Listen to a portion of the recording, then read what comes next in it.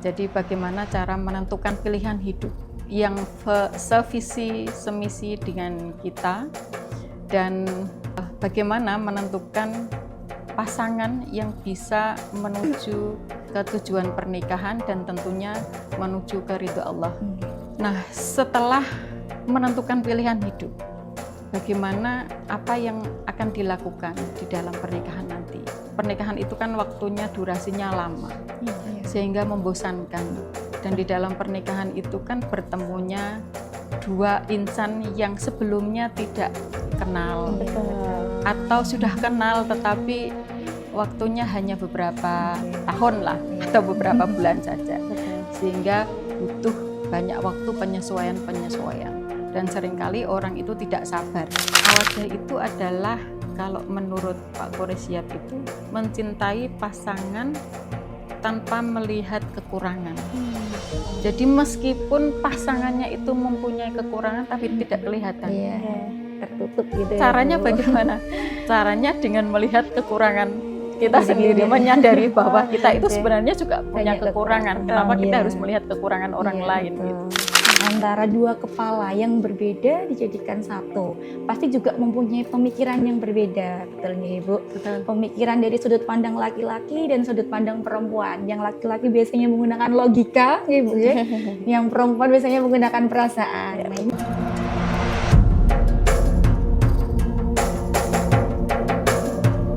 Assalamualaikum warahmatullahi wabarakatuh. Selamat malam sahabat ngopi, MAJT TV, penonton MAJT TV dan pendengar Radio Dais dimanapun kalian berada. Alhamdulillah pada malam hari ini bertemu lagi bersama kami di Ngopi, Ngobrol Online Perkara Islam. Alhamdulillah rabbil alamin. Wassalatu wassalamu ala asrofil anbiya wal mursalin sayyidina wa maulana Muhammadin wa ala alihi wa sahbihi ajma'in amma ba'du. Puji syukur kehadirat Allah Subhanahu wa taala yang telah memberikan kepada kita semua taufik serta hidayahnya sehingga kita dapat bertemu kembali dalam acara Ngopi, Ngobrol Online Perkara Islam. Tak lupa salawat serta salam selalu tercurahkan kepada junjungan kita Nabi besar Agung Muhammad sallallahu alaihi wasallam yang selalu kita nanti-nantikan syafaat beliau di yaumil qiyamah. Amin ya rabbal alamin. Alhamdulillah bertemu kembali dengan saya Silvina Rizka, dan alhamdulillah juga saya tidak sendirian di sini. Saya ditemani oleh sahabati kita. Ada sahabati Diana. Halo Mbak Diana. Assalamualaikum. Bagaimana kabarnya Mbak Diana? Alhamdulillah baik Mbak Sil. Mbak Silvi bagaimana kabarnya? Alhamdulillah baik Mbak Diana. Alhamdulillah juga Mbak Diana, pada kesempatan yang berbahagia ini kita dapat berbagi dan belajar ilmu bersama narasumber istimewa kita. Di tengah-tengah kita sudah ada Ibu Dr. Khairotin Nisa, MH. Assalamualaikum Ibu. Waalaikumsalam. Bagaimana kabarnya Ibu? Alhamdulillah sehat. Alhamdulillah.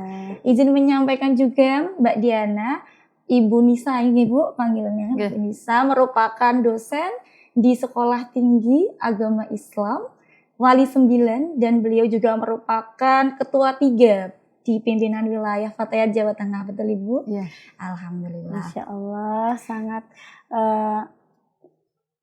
inspirasi nggih narasumber kali ini nggih Mbak Silvi. Iya betul Mbak Diana. Alhamdulillah juga Mbak Diana, untuk malam hari ini, ngopi pada malam hari ini akan membahas tema yang menarik Mbak Diana. Karena kemarin juga berkesempatan ya Ibu untuk berbagi ilmu dengan kita semua. Alhamdulillah kita bertemu lagi Ibu dan akan melanjutkan pembahasan pada yang lalu.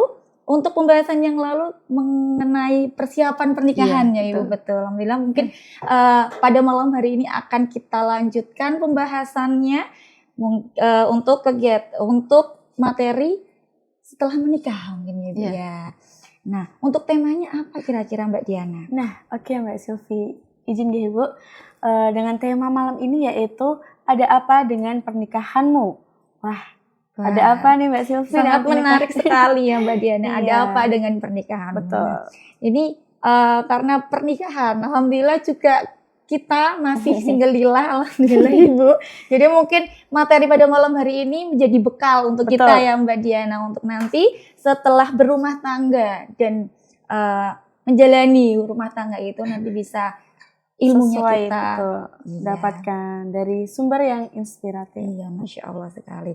Ibu mohon izin Ibu, sebelum masuk ke tema yang Masya Allah tadi, ada apa dengan pernikahanmu? Kami mau bertanya terlebih dahulu Ibu, terkait pernikahan dalam Islam itu bagaimana dalam pandangan Ibu Nisa terkait pernikahan di dalam Islam, Ibu? Terima kasih Mbak Silvi, Mbak Diana. Assalamualaikum warahmatullahi wabarakatuh. Bismillahirrahmanirrahim. Alhamdulillahirabbil alamin wa bihi nasta'in ala umurid dunya waddin. Wassalatu wassalamu ala sayyidil mursalin wa ala alihi washabbihi ajmain. La haula wala quwwata illa billahil aliyil azim. Amma ba'd. Yang saya hormati Mbak Silvi dan Mbak Diana sebagai host di malam hari ini, dan para pemirsa MAJT rahimakumullah. Alhamdulillah pada malam hari ini kita masih diberikan kesempatan untuk bertemu kembali di majelis yang mubarak insya Allah dalam rangka tholabul ilmi. Insya Allah apa yang nanti kita pelajari bersama bisa memberikan manfaat untuk kita semua. Di beberapa episode kemarin sebagaimana disampaikan Mbak Silvi, kita belajar tentang persiapan dalam pernikahan. Jadi bagaimana cara menentukan pilihan hidup yang sevisi semisi dengan kita, dan bagaimana menentukan pasangan yang bisa menuju ke tujuan pernikahan dan tentunya menuju ke ridho Allah. Agar di dalam pernikahan itu menuju ke ibadah yang diridhoi oleh Allah Subhanahu wa taala. Nah, setelah menentukan pilihan hidup, bagaimana apa yang akan dilakukan di dalam pernikahan nanti? Ya, otomatis setelah menentukan pilihan hidup itu ya langsung menikah. Karena an-nikahu sunnati faman raghiba an sunnati falaisa minni. Pernikahan itu adalah sunnah Allah, sunnahnya Nabi. Pernikahan itu adalah sunnahnya Nabi, apa yang dilakukan oleh Nabi dan apa yang disukai oleh Nabi. Faman raghiba an sunnati falaisa minni, dan barang siapa yang tidak suka dengan pernikahan maka bukan termasuk golonganku. Itu hukum pernikahan, sehingga pernikahan itu menjadi sunnah atau bernilai ibadah karena ada hadis yang menyatakan begitu. Dan ketika seseorang itu sudah siap di dalam pernikahannya, baik itu siap secara mental, siap secara fisik, maupun siap secara ekonomi, maka segeralah menikah. Ya, karena dawuhnya Kanjeng Nabi juga begitu, barang siapa yang sudah siap bekalnya, maka menikahlah segera. Karena dengan menikah akan menjaga pandangan matanya dan akan menjaga hatinya. Dan barang siapa yang belum mempunyai kesiapan itu, maka berpuasalah. Karena dengan berpuasa itu akan bisa menjadi benteng gitu. Itulah maka pernikahan menjadi sunnah bagi kita. Nah, kalau orang mengatakan bahwa pernikahan itu susah loh, mempertahankan pernikahan itu sulit, karena pernikahan itu kan waktunya, durasinya lama, sehingga membosankan. Dan di dalam pernikahan itu kan bertemunya dua insan yang sebelumnya tidak kenal, atau sudah kenal tetapi waktunya hanya beberapa tahun lah, atau beberapa bulan saja, sehingga butuh banyak waktu penyesuaian. Dan seringkali orang itu tidak sabar menghadapi penyesuaian itu, sehingga yang terjadi di lapangan itu banyak perceraian, banyak KDRT, ya, kekerasan di dalam rumah tangga. Jadi catatan tahunan dari Komnas Perempuan dan HAM, kekerasan di dalam rumah tangga itu masih tinggi. Perceraian itu banyak disebabkan juga karena pertengkaran, karena perselisihan secara terus-menerus, sehingga menyebabkan kedua belah pihak itu memutuskan untuk bercerai. Nah, kalau ada yang mengatakan begitu, berarti ada apa dengan pernikahannya? Iya. Apakah ada sesuatu yang salah dengan pernikahannya sehingga pernikahan kok menjadi begitu? Padahal kata Nabi, pernikahan itu adalah ibadah. Tapi kok banyak yang tidak, banyak yang bosan, banyak yang memilih cerai itu ya. Nah, kalau dilihat dari pengertian tentang pernikahan di Undang-Undang Nomor 1 Tahun 74 itu, yang namanya pernikahan adalah perkawinan atau ikatan suci antara perempuan dan laki-laki sebagai suami dan istri ya, laki-laki dan perempuan sebagai suami istri dalam rangka untuk mewujudkan keluarga yang kekal dan abadi, dan tentunya sesuai dengan hukum dan agama yang berlaku di negara tersebut. Nah, begitu juga dengan kompilasi hukum Islam. Jadi instruksi Presiden nomor 1 tahun 91 itu mengatakan bahwa yang dinamakan pernikahan adalah ikatan yang suci, janji yang kokoh, atau di dalam Al-Quran itu mitsaqun ghalidhun, antara suami istri yang bertujuan untuk mewujudkan keluarga yang sakinah, mawaddah, warahmah, dan melaksanakannya itu merupakan ibadah. Nah, dua aturan ini, baik itu dari undang-undang perkawinan maupun dari kompilasi hukum Islam, itu bersumber dari surat Ar-Rum ayat 21. Ya, ayat undangan lah. Kalau orang mengatakan itu ayat undangan. Bismillahirrahmanirrahim. Wa min ayatihi an khalaqalakum min anfusikum azwajal litaskunu ilaiha wa ja'ala bainakum mawaddatan wa rahmah. Ayat tersebut diawali dari wa min ayatihi, ya. Sebagian dari atau setengah dari tanda-tanda kekuasaannya Allah itu adalah Allah menjadikan kamu sekalian itu pasangan. Allah menjadikan kita itu berpasang-pasangan antara laki-laki dan perempuan. Allah menciptakan makhluknya itu berpasang-pasangan bukan tanpa tujuan, bukan tanpa hikmah. Allah menciptakan tumbuhan, ada yang namanya putik dan benang sari, kemudian dikawinkan itu. Kalau ada putik tapi tidak ada benang sari, ya tidak berkembang biak. Kemudian kalau binatang itu ada jantan, ada betina. Manusia ada laki-laki dan ada perempuan. Kita punya tubuh, ada kiri dan ada kanan.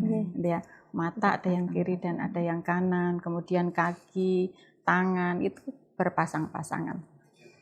Nah, hikmah dari Allah menciptakan berpasang-pasangan itu adalah agar kita saling membutuhkan satu sama lain. Allah menciptakan laki-laki dan perempuan itu agar kita merasakan kita itu butuh pada pasangan kita.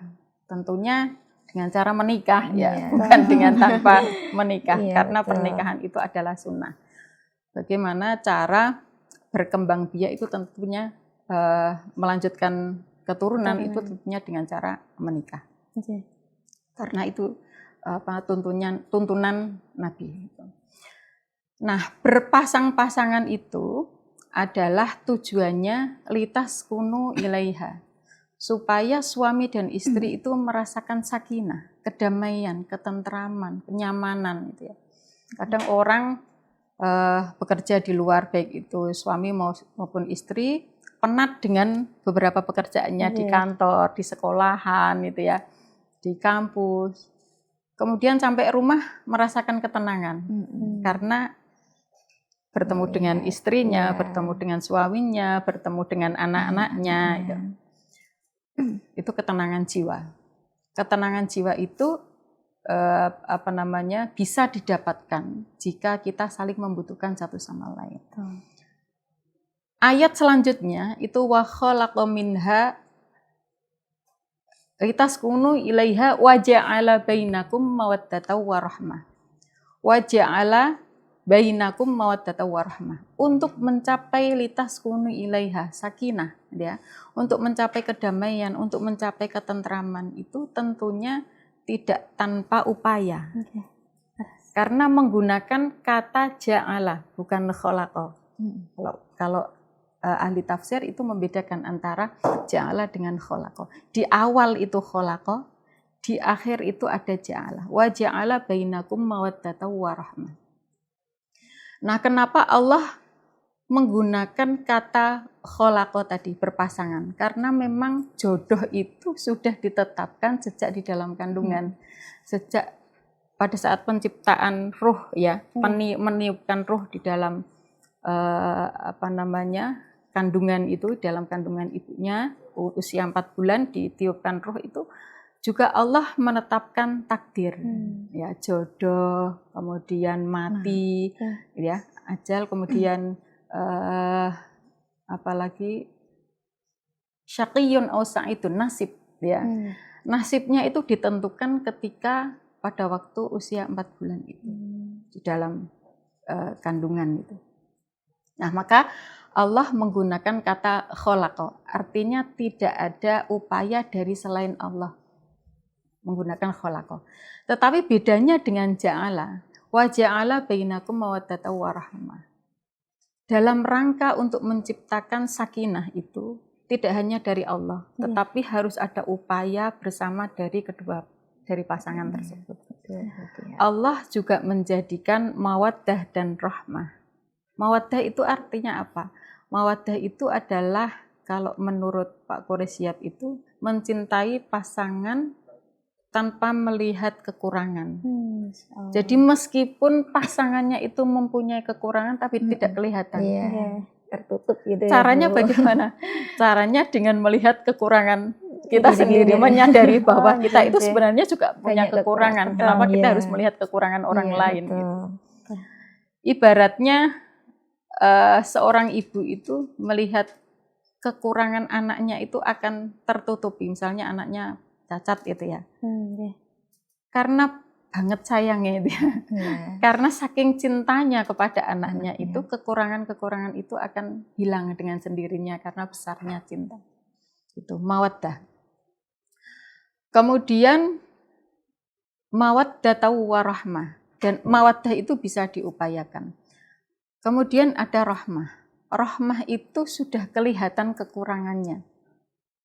Tetapi bagaimana pasangan suami istri itu mengupayakan agar kekurangan ini tidak kelihatan dengan cara saling menutupi, dengan cara saling memberdayakan satu sama lain. Saya punya kekurangan, kamu punya kekurangan. Saya punya kelebihan, kamu punya kelebihan. Gitu ya. Kekuranganmu bisa saya tutupi dengan kelebihanku, dan kekuranganku juga bisa ditutupi dengan kelebihanmu. Saling melengkapi. Jadi saling melengkapi satu sama lain. Rahmah itu saling menyayangi, sayang itu, kasih sayang. Jadi mawaddah dan rahmah itu harus diupayakan oleh kedua belah pihak agar tercipta sakinah atau ketenangan, ketentraman di dalam jiwa pasangan tersebut. Sakinah, mawaddah, warahmah. Kemudian kalau ada orang mengatakan bahwa relasi di dalam rumah tangganya itu bermasalah, ya. Itu kenapa, ya? Kenapa keluarganya bermasalah? Itu adalah salah satunya karena relasi yang belum selesai komunikasi, relasinya itu relasi yang timpang gitu ya. Mungkin saya akan menjelaskan beberapa pola relasi di dalam keluarga, utamanya suami dan istri. Pola relasi suami istri kalau di dalam psikologi keluarga menurut Skanzon itu ada 4. 1, pola relasi yang owner property. Yang kedua, head complement. Yang ketiga adalah senior junior partner, dan yang keempat adalah equal partner. Yang pertama, owner property itu mengibaratkan istri sebagai barang. Gitu. Jadi kamu sudah saya nafkahi, kamu sudah saya beri mahar, ya. Maka kamu menjadi milikku. Jadi apapun yang aku minta, kamu harus melakukannya. Ya. Itu owner property. Nah, ini biasanya terjadi di kerajaan-kerajaan, kemudian zaman jahiliyah itu dulu, gitu ya, Bu. kemudian di Jawa yang masih syarat dengan budaya patriarki gitu ya. Jadi owner properti itu masih melekat, sehingga perempuan sebagai istri itu tidak punya wewenang sama sekali, apalagi memutuskan sesuatu gitu ya. Memutuskan sesuatu harus ada di tangan suami. Gitu. Suami mencari nafkah, istri mengurus rumah tangga, gitu, mengurus rumah tangga, tetapi tidak mempunyai kewenangan, tidak mempunyai kesempatan, tidak mempunyai hak untuk berkembang, mengembangkan dirinya. Nah, yang kedua itu head complement, agak di atasnya sedikit. Head complement itu perempuan sebagai istri sudah diposisikan sebagai istri dan teman. Meskipun tidak diberikan kesempatan untuk bekerja, gitu ya, untuk bekerja, masih mengurus rumah tangga, tetapi sudah diperankan untuk bertukar pikiran gitu ya, bertukar pikiran, kemudian melakukan sesuatu secara bersama. Dilibatkan. Ya, sudah dilibatkan, tapi tidak jauh melibatkannya itu. Tetapi di head complement ini memutuskan sesuatu masih di tangan suami.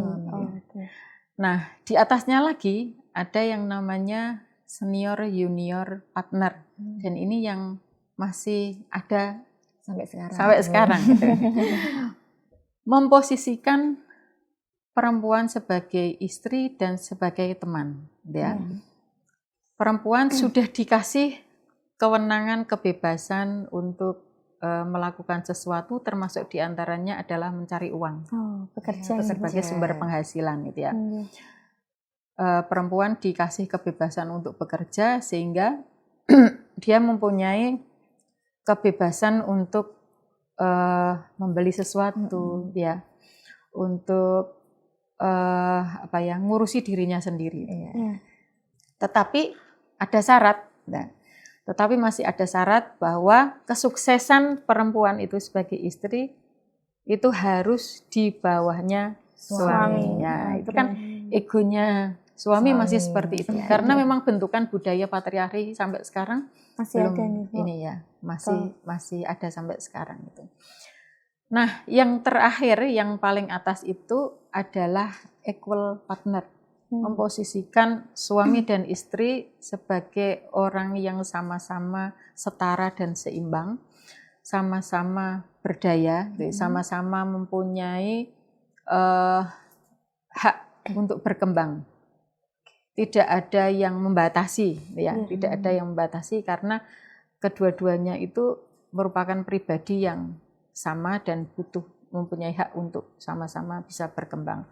Bukan terus setelah pernikahan menjadi awalnya bebas itu ya, awalnya bebas berorganisasi, bebas untuk bekerja, kemudian setelah menikah ada tekanan, itu ya, ada larangan, gitu, kemudian tidak ada kebebasan. Nah, itu bukan equal, itu masih di senior junior partner, dan tidak ada minta izin, gitu ya. Nah, kalau ada minta izin ya berarti harus sama-sama minta izin. Suami juga minta izin ke istri, istri juga minta izin ke suami. Bukan terus suami kalau melakukan sesuatu dengan seenaknya sendiri. Kalau istri harus izin kalau ada suami. Sebelah gitu ya, Bu. Itu adalah beberapa pola di dalam relasi suami istri. Nah, bagaimana dengan pola relasi di Islam gitu. Nah, kalau pola relasi di dalam Islam ada beberapa ayat yang menceritakan tentang kesalingan atau tabadul. Kesalingan berarti bisa dilakukan oleh laki-laki dan bisa dilakukan oleh perempuan. Sebagai suami istri itu sama. Nah, beberapa kesalingan yang ada di beberapa ayat itu bisa dikerucutkan menjadi 4 lah, gitu ya. Yang pertama itu adalah kesalingan dalam hal bantu-membantu. di dalam ayat Al-Qur'an disebutkan bahwa wal mu'minuna wal mu'minatu ba'dhum awliya'u ba'd ya'muruna bil ma'rufi wa yanhauna 'anil munkari wa yuqimunas shalah wa yu'tunaz zakah al-ayah. Jadi sebagai pribadi orang-orang mukmin, baik suami maupun istri itu mempunyai kewajiban untuk saling membantu satu sama lain. Saling membantu apa? Dalam hal ya'muruna bil ma'ruf, untuk mengajak kebaikan dan mencegah kemungkaran. Ya. Jadi suami kalau tidak mau sholat jamaah, ya diajak sholat jamaah karena itu kebaikan. Suami yang malas-malesan, tidak mau ngaji, ya diajak ngaji. Begitu juga dengan istri. Istri yang tidak mau ibadah jamaah secara bersama, ya diajak oleh suami. Artinya keduanya harus saling mengingatkan untuk melakukan kebaikan dan untuk mencegah kemungkaran. Kalau yang misalnya salah satunya itu mencari nafkahnya itu tidak halal itu ya, itu pasangannya harus mengingatkan, itu harus menghentikan karena itu tidak halal dan rezeki itu nanti akan dimakan oleh anak-anak kita, tidak berkah itu. Nah, kalau rezeki yang tidak berkah itu akan berpengaruh ke perilaku seseorang, perilaku anak itu, sehingga perilakunya menjadi tidak baik. Betul. Itu saling bantu membantu. Jadi suami dan istri harus ada kesalingan, saling membantu sama yang lain. Di ayat yang lain juga disebutkan bahwa ta'awanu 'alal birri wat taqwa wa la ta'awanu 'alal ismi wal 'udwan. Yang artinya hampir sama dengan yang tadi, jadi harus tolong menolong ya untuk melakukan kebaikan dan tolong menolong untuk mencegah kemungkaran. Wala ta'awanu, dan jangan tolong menolong kepada yang tidak baik, gitu ya, keburukan, dosa itu tidak diperbolehkan. Harus saling mengingatkan satu sama lain. Kemudian ada ayat yang lain juga, hunna libasul lakum wa antum libasul lahun. Ya. Mereka itu adalah pakaian. Dan kamu itu juga, mereka itu pakaian buat kamu, dan kamu juga sebagai pakaian buat mereka. Ya. Jadi harus saling membantu satu sama lain. Kalau misalnya yang satu mempunyai kekurangan, maka dibantu untuk sama-sama berdaya. Ya, saling membantu satu sama lain. Dan ketika saling support. Ketika ada satu kekurangan ditutupi, ya, itu diibaratkan sebagai libas, sebagai pakaian itu untuk menutupi aurat. Jika suami mempunyai kekurangan, mempunyai aib, maka istri juga harus menutupi. Jangan mengumbar, apalagi di media massa. Dikit-dikit bikin story, katanya. Iya, dikit-dikit bikin story, bikin status gitu ya di media massanya. Padahal banyak sekali yang yang membaca, dan itu artinya mengumbar aib dan tidak diperbolehkan di dalam sebuah rumah tangga. Jadi itu awal mula ini ya Bu, masalah dalam rumah tangga tersebut. Iya, betul. Wow, keren sekali Ibu, Masya Allah, kita dapat ilmu dari pandangan Islam, dari pandangan hukum juga tadi ya Ibu yang disampaikan. Terus ada relasi-relasi juga yang ternyata tuh ada beberapa tingkatan tadi yang disampaikan Ibu. Bahkan juga dalam Al-Quran, dalam firman Allah pun juga sudah tertera bagaimana sih pernikahan yang baik. Gitu, Ibu. Sangat menarik sekali. Mungkin nanti kita lanjutkan lagi Bu, kita break dulu.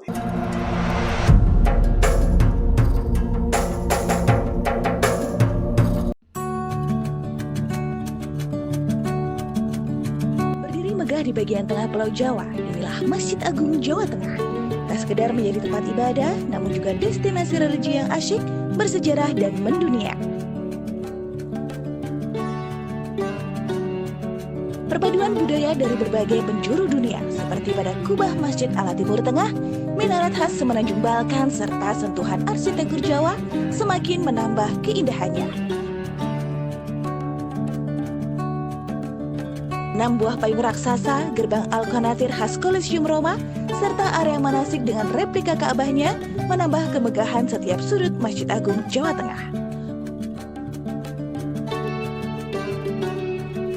Menjulang setinggi 99 meter, puncak Menara Al-Husna menyajikan panorama kota Semarang yang menakjubkan. Tak lupa, museum yang semakin menambah wawasan kita tentang perkembangan Islam di Jawa Tengah.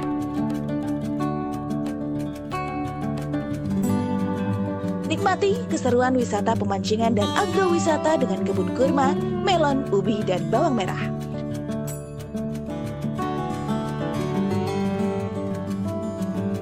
Tak perlu khawatir mencari penginapan. Hotel Geraha Agung siap melayani para pengunjung yang ingin beristirahat. Tersedia pusat olah-olah yang menyediakan berbagai souvenir dan kuliner khas kota Semarang.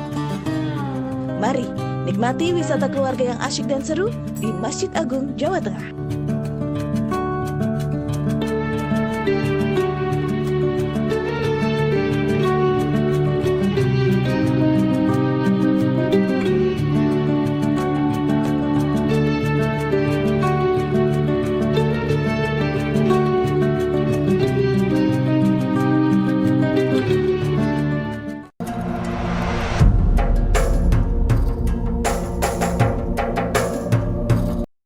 Alhamdulillah Sobat Ngopi, pendengar Radio Dais dan penonton MAJT TV, kita bertemu kembali.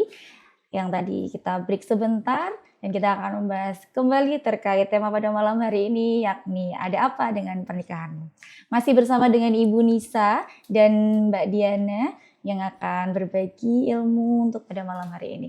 Ibu, tadi alhamdulillah sudah diberikan ilmu yang sangat luar biasa sekali terkait pernikahan dalam Islam, terus ada dalam hukum Islam juga, terus ada tingkatan-tingkatan antara suami dan istri, relasi antara suami dan istri. Nah, dari pernikahan, ijab dan qabul itu merupakan mempersatukan antara suami dan istri. Betul. Antara dua kepala yang berbeda dijadikan satu. Pasti juga mempunyai pemikiran yang berbeda, betul nggak Ibu? Betul. Pemikiran dari sudut pandang laki-laki dan sudut pandang perempuan. Yang laki-laki biasanya menggunakan logika, Ibu ya. Yang perempuan biasanya menggunakan perasaan. Nah, ini bagaimana sih Ibu cara komunikasi yang efektif untuk dalam hubungan rumah tangga, dan bagaimana sih Ibu untuk menangani kesalahpahaman dalam komunikasi di dalam rumah tangga? Monggo Ibu. Mbak Silvi, untuk konflik di dalam rumah tangga itu pasti ada. Iya, gitu betul. ya.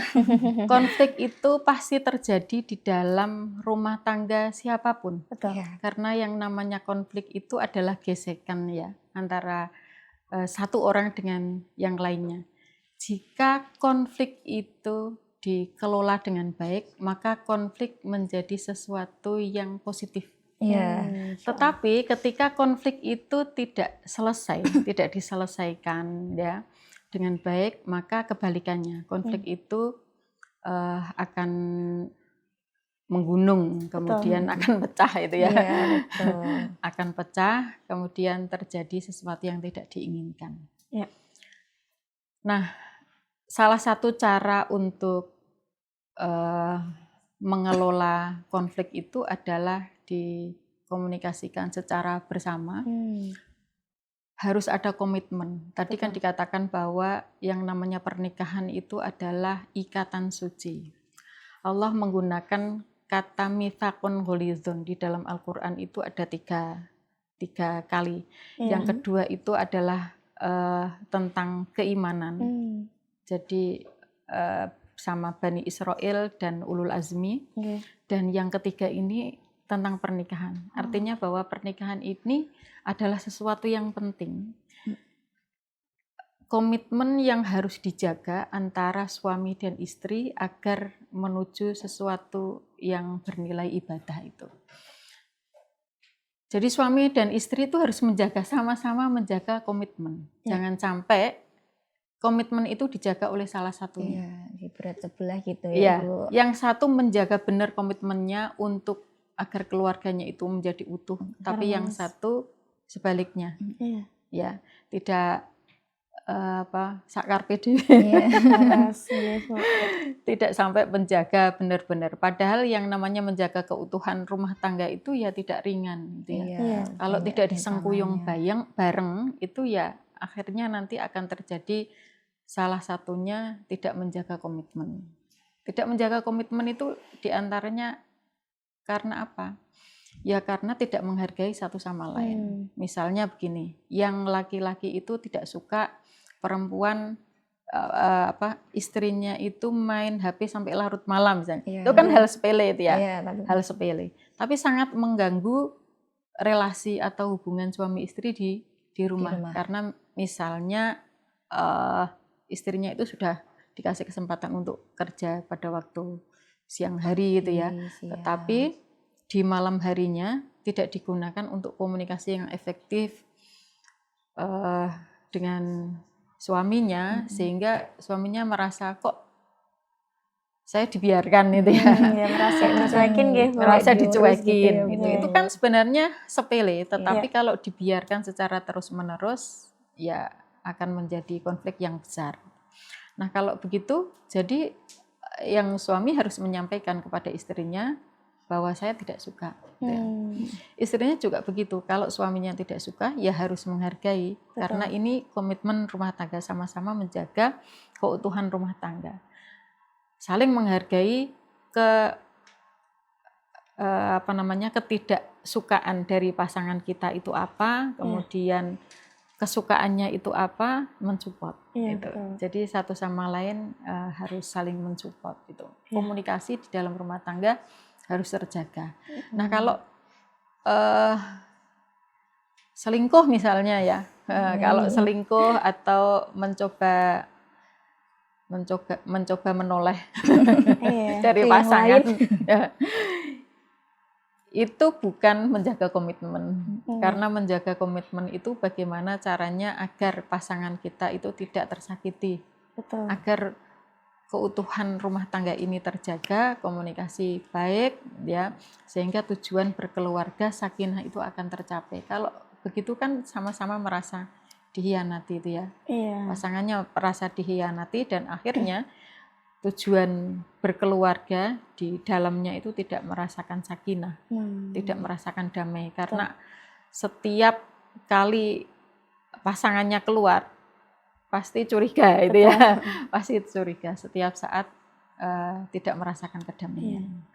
Berarti kuncinya itu di komunikasi ya Bu, komunikasi lalu berkomitmen dan juga istilahnya saling menghargai, ngoten nggih Bu? Ya, harus ada komitmen. Berarti juga dari satu pasangan ini harus sama-sama menjalankan perannya masing-masing nggih Bu? Iya. Nah, kalau dalam Islam sendiri bagaimana sih Bu? Kadang tuh ada yang pernah bicara soal peran dalam rumah tangga ini tuh yaitu saling setara ini Bu. Nah, sebetulnya kalimat setara ini tuh di tahapan apa sih Bu? Apakah setara dalam hal hak untuk bekerja di luar ataupun berkarir begitu Bu?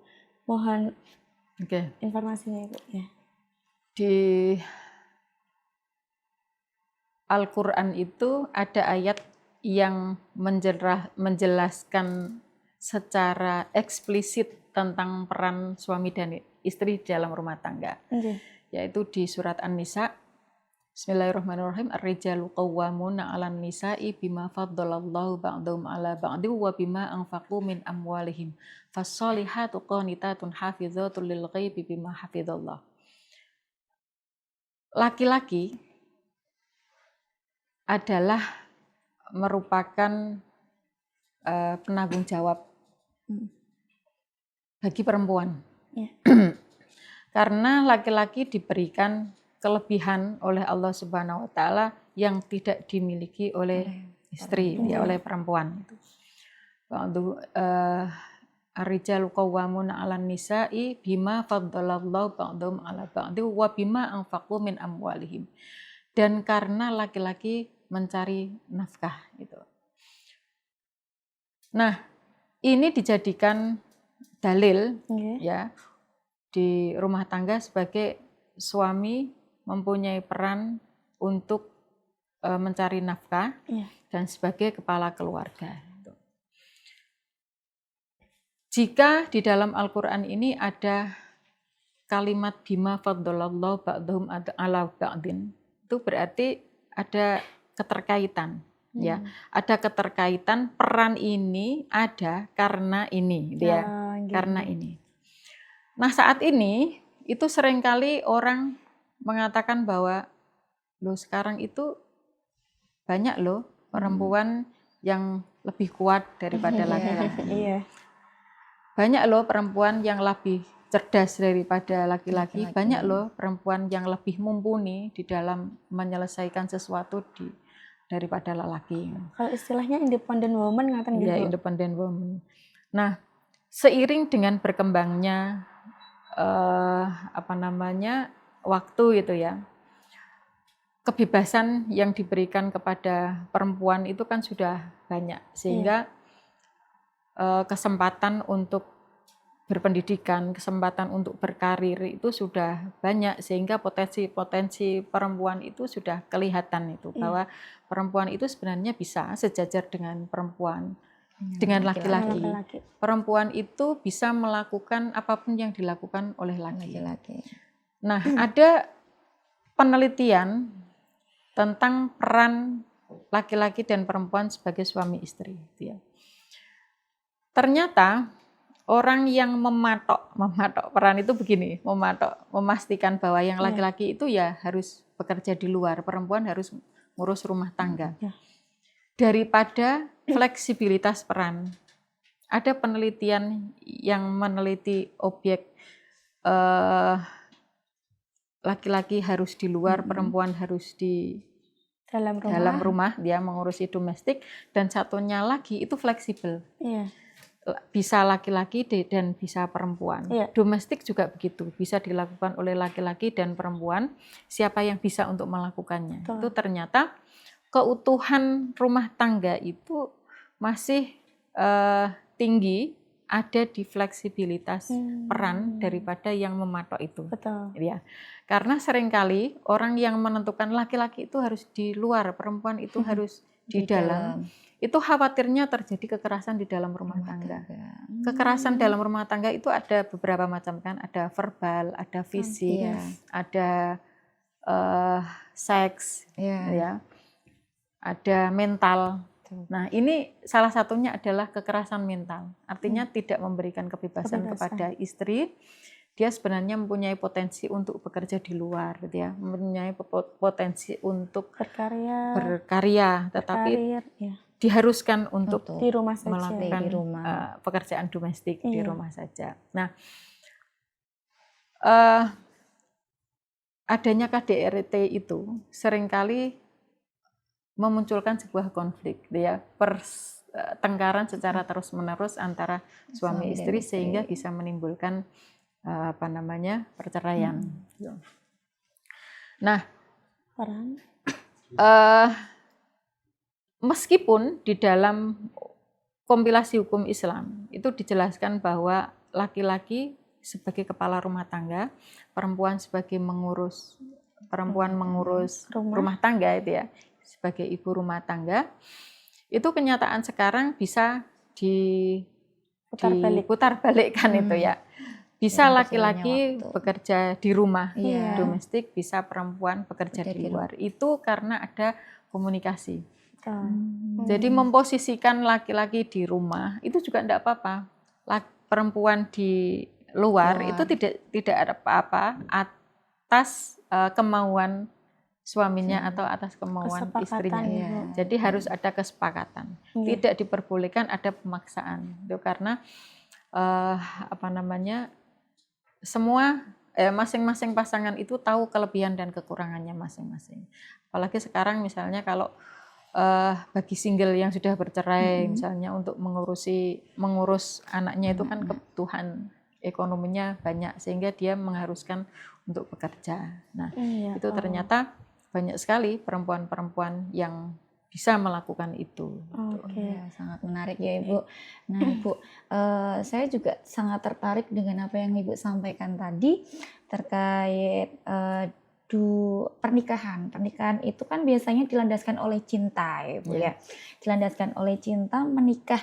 Bahkan ada stigma yang mengatakan bahwa kalau kamu sudah akad, berarti kamu wajib mencintai yang kamu nikahi, seperti itu ya Bu. Nah, seiring berjalannya waktu kan kadang roda juga tidak bisa ditebak ya Bu, berputar. Kadang waktu awal pernikahan hidup dengan cinta 1-2 tahun. Nah, itu setelah menikah, setelah cintanya itu pun mulai turun. Nah, itu kira-kira apa landasan apa yang bisa mempertahankan hubungan rumah tangga?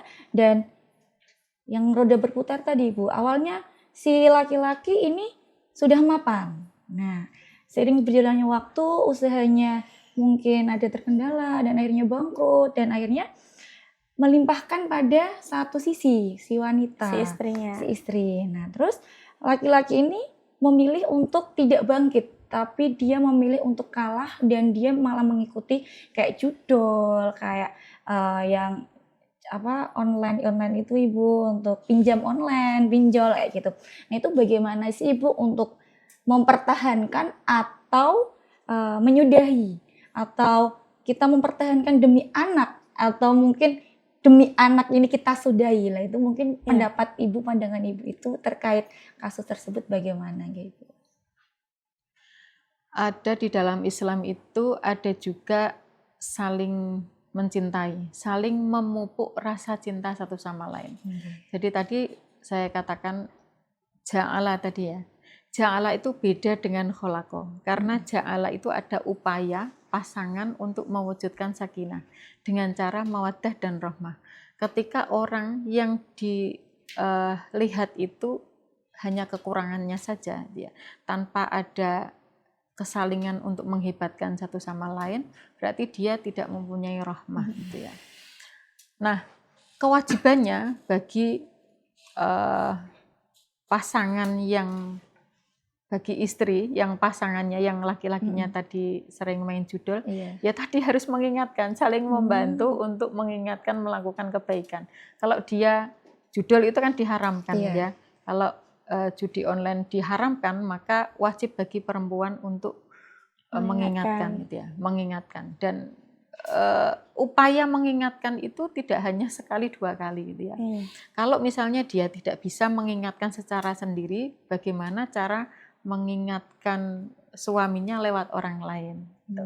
Jadi upaya-upaya itu harus dilakukan secara terus-menerus agar rumah tangga ini menjadi sesuai dengan ajaran Islam itu ya, mencapai sakinah.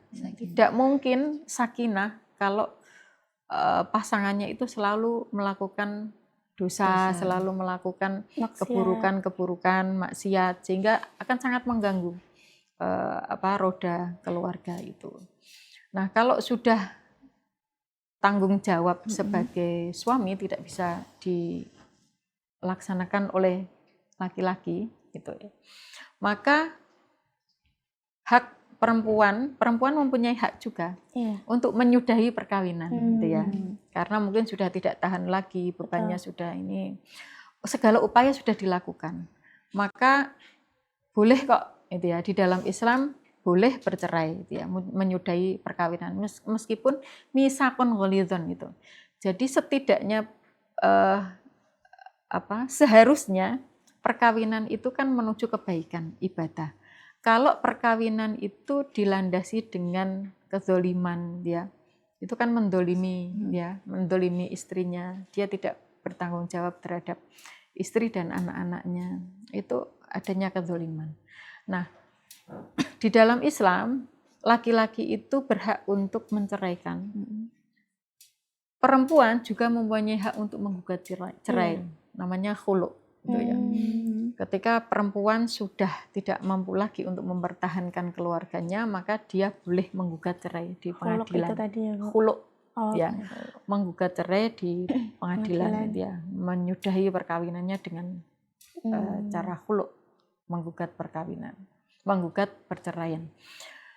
Perceraian itu sesuatu halal, sesuatu yang halal tetapi tidak disukai oleh Allah. Abghadul halal indallahi at-thalaq.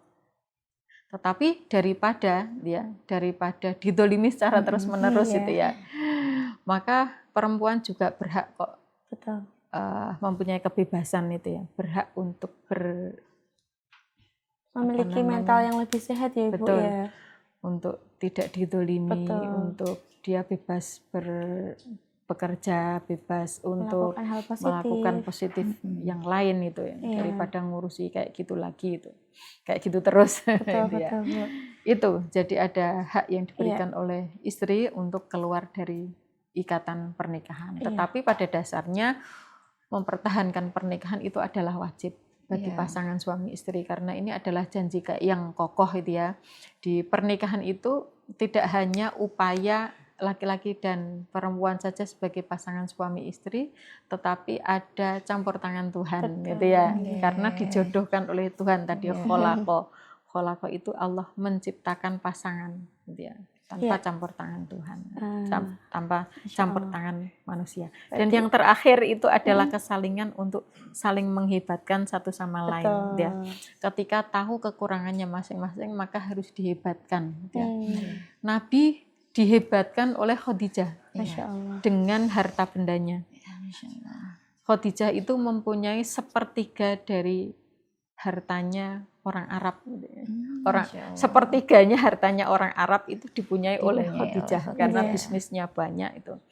Nah, ketika menikah dengan Nabi, maka semua yang dimiliki oleh Khadijah diserahkan sepenuhnya untuk syiar Jalan agama dakwah. Islam itu, untuk jalan Masya dakwah Allah. itu. Sehingga Nabi merasa hebat, Nabi merasa kuat karena ada dorongan dari Dukungan istri itu ya. Perannya Selain dukungan harta, dukungan mental luar biasa ketika Nabi mendapatkan wahyu yang pertama itu kan dalam keadaan gemetar, takut, ini siapa itu ya. Terus menyepi itu ya, khalwah, dan kemudian Nabi menguatkan, meyakinkan bahwa Nabi itu bukan orang biasa. Betul. Nabi itu adalah pilihan Allah yang diutus untuk menunjukkan kebenaran kepada masyarakat, gitu ya, kepada orang-orang Islam itu. Jadi saling menguatkan, kemudian saling menghebatkan. Begitu juga Nabi dengan Siti Aisyah. Itu juga Siti Aisyah dihebatkan dengan ilmu-ilmu yang diberikan oleh Nabi. Masya Allah. Aisyah itu menceritakan hadis lebih dari 6.000 hadis. Masya Allah. Ya. Allah, Jadi Aisyah itu orang yang cerdas, ya.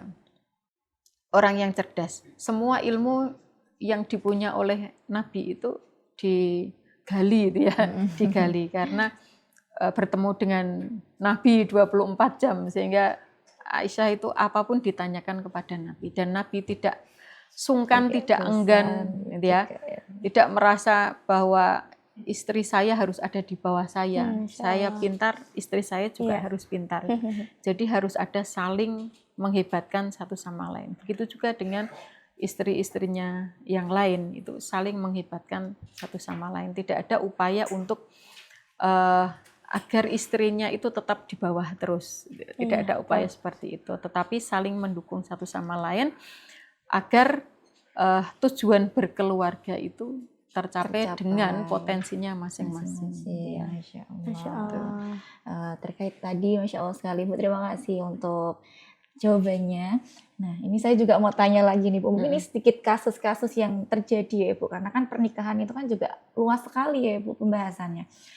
Di luaran sana bahkan ada yang saya pernah mendengar Ibu, ini waktu dulu pernikahan itu sudah ada kesepakatan, ada kesepakatan pranikah juga Ibu itu. Tapi seiring berjalannya waktu ada godaan dari orang lain masuk ke dalam rumah tangga Ibu. Terjadinya perselingkuhan. Nah itu untuk menyikapi perselingkuhan itu bagaimana secara Islam Ibu, dan juga ada juga yang laki-laki melakukan poligami. Nah itu kalau misalnya tidak diizinkan tapi tetap melakukan poligami itu bagaimana untuk dalam bentuk Islamnya seperti itu Ibu? Poligami di dalam Islam itu diperbolehkan. Ya. Ayat yang sering orang katakan itu ayat poligami itu sebenarnya adalah ayat monogami. Fankihu ma tobalakum minan nisa masna wa sulasa wa ruba. Fa in khiftum alla ta'dilu fawahidah. Jadi di awal memang fangkihu ma tobalakum.